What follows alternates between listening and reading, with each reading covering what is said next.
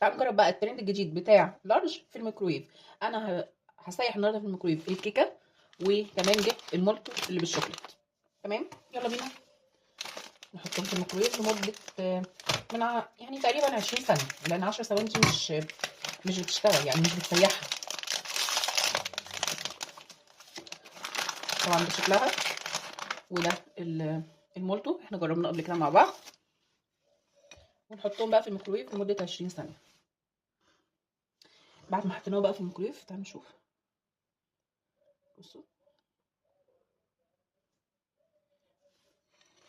بصوا، شايفين الجمال، شايفين دايبه ازاي.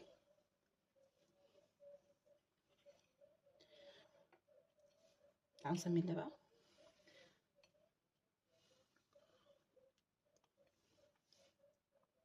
طعمها حلو قوي كده وهي دايبه. هي السكر بتاعها عالي شويه، هي مش احسن كيك طبعا دقته في حياتي، لا يعني في انواع تانية احلى منها، يعني انا مش عايزه اقول اساميهم في الفيديو، بس هي مش احسن حاجه. بس كتجربه مش وحشه، بس هي ظننا قوي ان هي تبقى ب10 جنيه. المولتو بقى، شايفين الشوكولاته قد ايه. بصوا، واو، سخنه قوي. نفس الشوكولاته دي، او الصوص ده، هو الصوص ده نفس الطعم.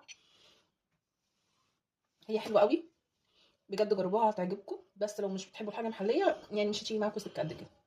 جربوها، قولوا لي رايكم ايه، قولي عايزين نجرب ايه تاني مع بعض. باي باي.